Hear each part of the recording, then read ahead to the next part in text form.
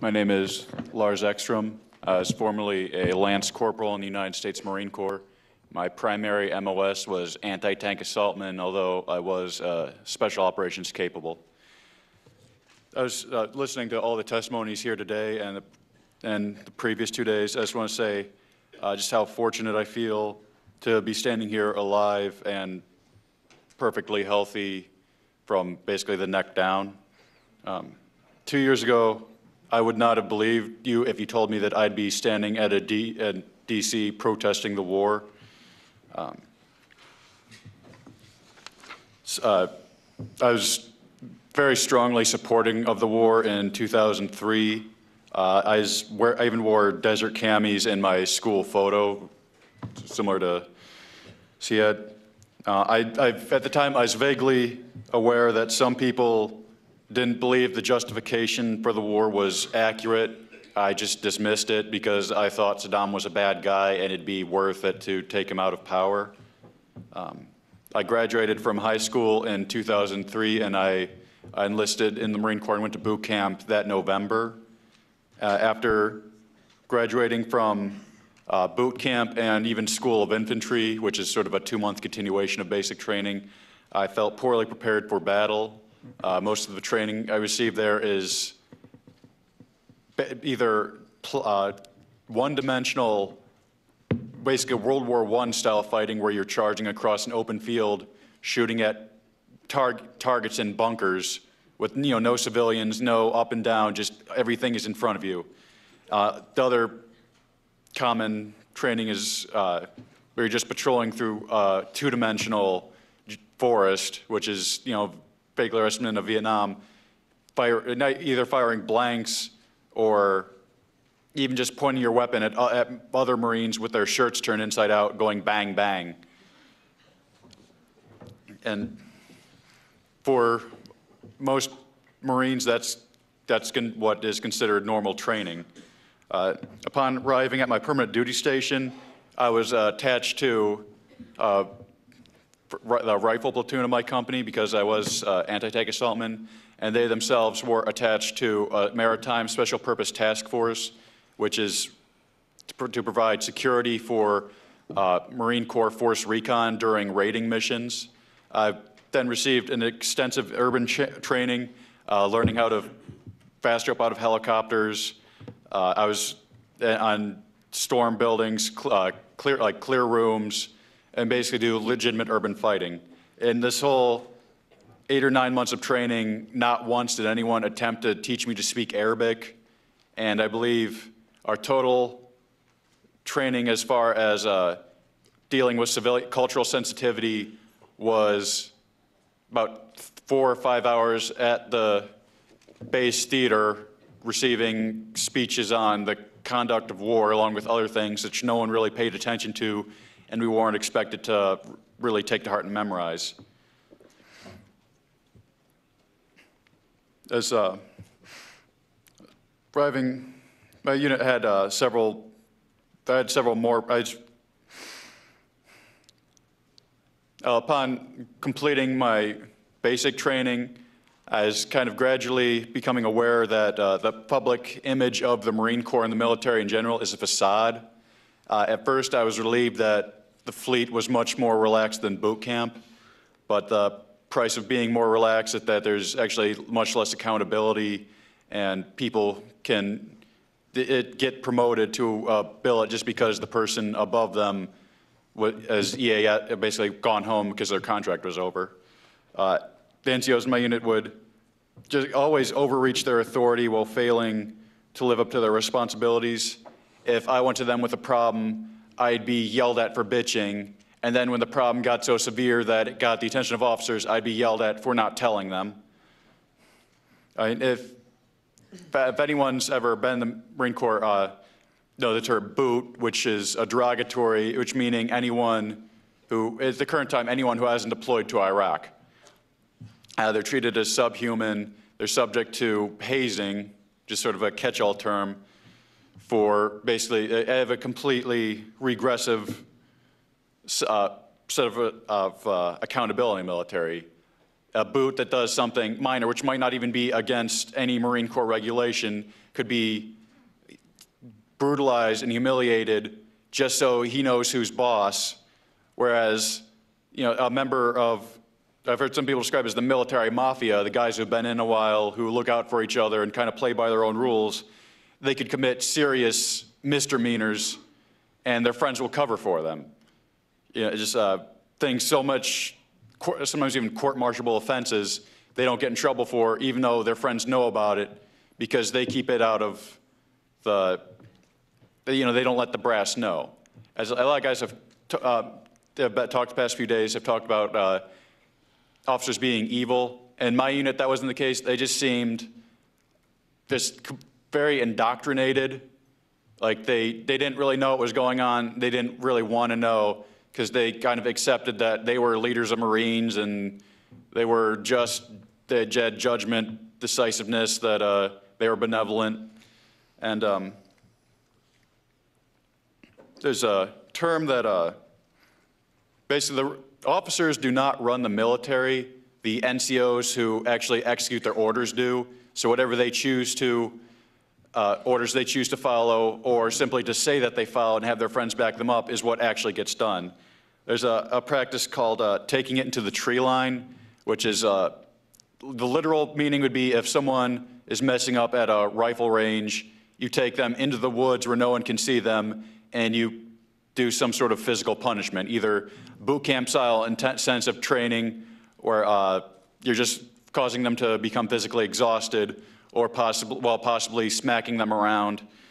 And it also can apply even in the rear, where you take someone into a room and do something, force them to do something unpleasant or humiliating.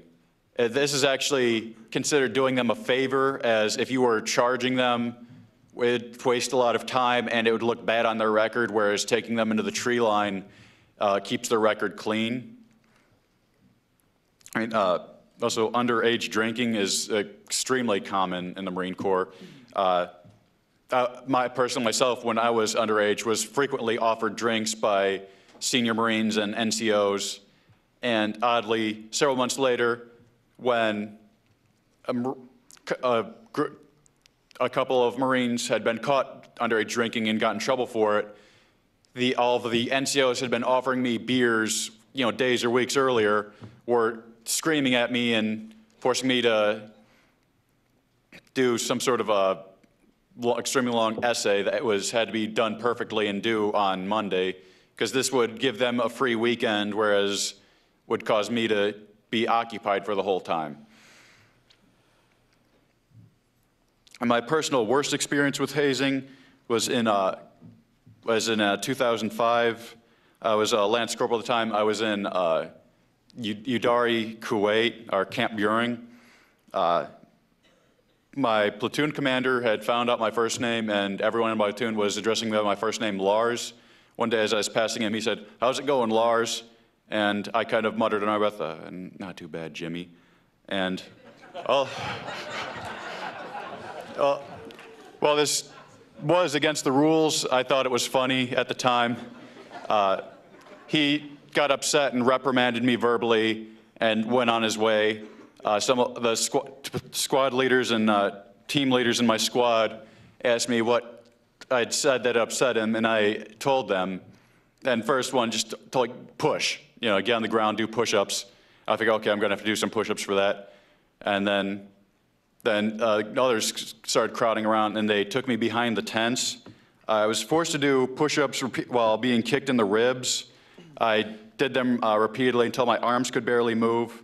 I was then forced to low crawl with my face on the ground, and basically low crawling is when you're crawling with my face down. I had sand packed in my eyelids. I had sand caked in blood from my nose. I had cuts all over my face from rocks and things that had scraped my face. After I was thoroughly exhausted, I was forced to do ground fighting with a much larger Marine who was basically throwing me repeatedly face first into the ground. My rifle was taken from me and filled with sand, which I don't know if you've ever fired M16. Having it makes it completely fireable, and we are in the rear area of a war zone at the time.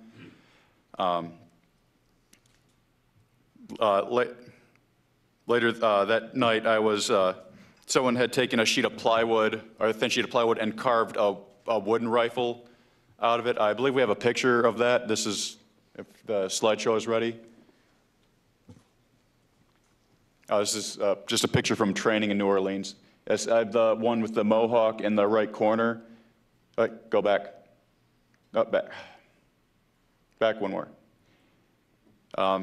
At the time, I didn't see anything wrong with this punishment. I accepted that I had violated the chain of command and that I deserved to be punished. As oddly, after this time, I would get kind of eerie whenever I heard the name Jimmy, and I didn't see any connection. That night, I was assigned every third shift of fire watch, which is basically hour shifts of just walking around the berthing. I was tasked with an essay that I believe it was, I can't remember how many thousands of words it was, but it was due the next morning. As a side effect, I was either spent the entire night walking around the post or the tent, or sitting on my cot with a flashlight, attempting to write an essay. And about halfway through the night, I was so sleep deprived, I'd forgotten how to read. I couldn't recognize faces, and I just had to sit there for a while before I remembered what I was even doing. I was like, sorry I don't have pictures of it. The next day, my arms had swollen, and as I was leaving and attempting to salute officers, I had to struggle to lift my hand up all the way. They just basically turned the muscles of my arm into mush. It was months before I was able to do the same number of pull-ups. And, no one really understood it. And I had showed my extremely swollen arms to the platoon corpsman multiple times, and he said, come back in a day. And, by the time I actually got light duty for it, they'd already gone down, and I had regained probably about half of my ability to move them. As I'd said earlier, I was at the beginning of the war, I was very pro-war, and I very strongly believed in the military and what they're saying. Certain events gradually eroded away my faith in the military.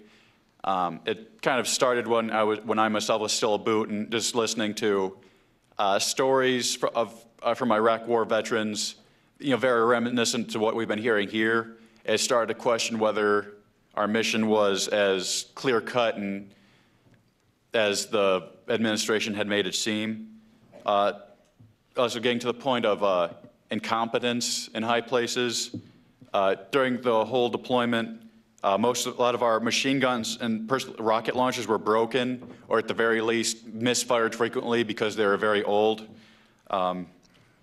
We had informed my chain, we had made it as far as Kuwait when one of the field grade officers had noticed that the front sight had broken off one of the SMAs, and he was furious and demanded we all sign statements explaining who had it when it broke, why did it break, and we just had to calmly explain, sir, it's been broken for the past year. You didn't notice it during pre-deployment inspection because you were concerned that not everyone had sewn name tapes onto their backpacks and flak jackets. And throughout the entire deployment, I never simultaneously had a proper set of night vision equipment. Actually, if we go to the next slide, this is me posing after a live fire range. That weapon is a Mark 153 SMA shoulder-fired multi-purpose assault weapon. It weighs 17 pounds, as well as the rocket screwed in back, which would weigh an additional 12 pounds. Okay, so moving forward, I was also never simultaneously had a proper set of night vision equipment the entire deployment. I either never had the goggles, the helmet mount, or the infrared laser mounted to my rifle simultaneously, so I would have been unable to fight effectively in a night fight. My personal first aid kit was used during a training mission on a role player. I was promised it would be replaced before we deployed, and then while we were on ship, and then after we got back from deployment, and about a year afterward, I wound up turning it in empty. I brought in a military surplus first aid kit just to demonstrate all the components that were missing from mine. This is a rubber tourniquet for stopping arterial bleeding. This is Quick Clot. It's a clotting agent you pour in wounds to slow the bleeding, as well as several sterile pressure dressings and bandages. In a sort of a half-assed effort to replace these, I was given unsterile ace bandages and green bandanas, which are really only designed to be used as slings. I was issued a $900 rifle scope without the proper Allen wrench that I'd need to tighten it to the handle of my M16, so it kept falling off. And in its place, I used a $300 holographic sight that I purchased with my own money. Right now, that I loaned that to another Marine who's deploying to Iraq in 4 days. All of the battalion's Humvees were in very poor shape. As about a couple weeks after Donald Rumsfeld was called out for sending troops to Iraq with unarmored Humvees, all of the Humvees in our battalion were up-armored, but they did not upgrade the engines. So you had these very old beater trucks with thousands of pounds of steel bolted to the sides. And when we got them to Kuwait, they were running on dirt roads, maybe going like 10, 20 miles an hour while you're flooring it, overheating. You have to turn on the air conditioner, and then you have to pull to the side. The ship I was on, I believe I've picked next picture. This is from when the berthing flooded, because there is a very old ship and the air conditioner had broke and was leaking water all night and flooded a lot of gear. I had to clean up that mess with a towel and a bucket all by myself because no one would help me. The ship would repeatedly break down and would have to go back to the last port, and we'd have to play catch up with the rest of the fleet.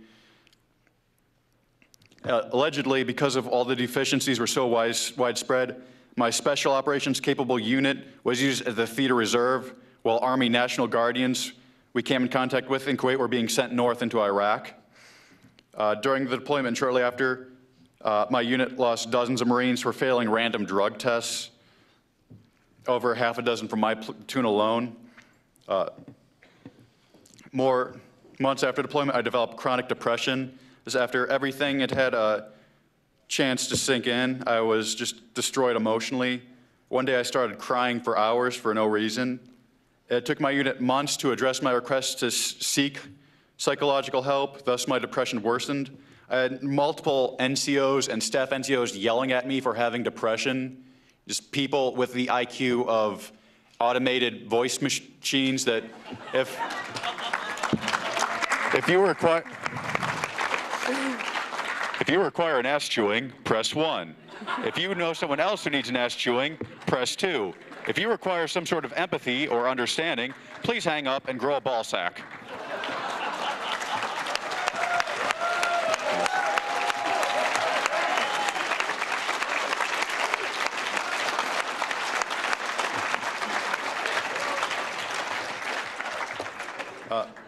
After I had missed several months of training because being on light duty for depression, I was instructed by my first sergeant that I either had to get better or take an administrative separation within 2 weeks.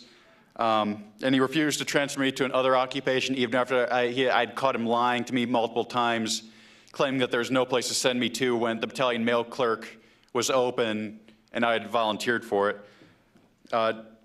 Because I know there's no way I was going to become better at the 2 weeks after, at the time I accepted the administrative separation. During the separation process, I missed. Also, I'd like to point out, for the period between my first deployment and the build up to the second deployment, which I just barely missed by a few weeks, I was more afraid of my unit than of the enemy. If I died in Iraq, it was not going to be because, some barely educated Muslim teenager with a weapon he was never shown how to use was able to outsmart me. It's be because some incompetent moron just completely forgot about me, which they do all the time. My separation process was doubled in length because documents were held past their expiration date. I received it's called a 10-day letter, which is basically a 2-week notice to get out of the Marine Corps or to pack up your things and get out of the Marine Corps. I received this on the 9th day of it, And in the evening, after the office was already closed, I was then had to wait another week to get an extension letter, but that extension was from the battalion commander and not the regimental commander, so I needed to wait for another extension from him. I was then not allowed to ship my stuff home, so I had to give a lot of it away because I was being after I finally the morning I actually received my letter to go home. I was in the field doing a working party, and they had to send someone out to drive me to the rear, and I had to basically get everything done within the next couple hours. I was escorted off the base like a criminal and not even given a chance to say goodbye to my friends. After being discharged, I was denied benefits from the VA. I still not receive education benefits because I received a general under honorable conditions discharge and have not heard back from the committee to get it upgraded to full honorable. I was forced to wait 6 months after applying for VA benefits for service-connected depression before they would give me any medication or therapy. And at this time, I still need to schedule VA appointments approximately 1 month in advance. And even when I get there, it's 15 minutes of talk about how am I doing? You want to try new pills? How are the pills you're working on now? In the past year and a half, I've been out. My unit has been deployed to Iraq twice. It's something in the news when they talk about supporting the troops. Somehow they think the worst thing you can do to a serviceman is to say something that might hurt their feelings. And it's like if John Kerry and Rosie O'Donnell had a YouTube debate on whether the troops had committed 9/11 or if they were too stupid, Fox News would be running it 24 hours. But the real things that, the top 3 things that are very completely counterproductive supporting troops: extending deployments, involuntary extensions, and denying them benefits after they get out. Thank you. Okay. Okay, after.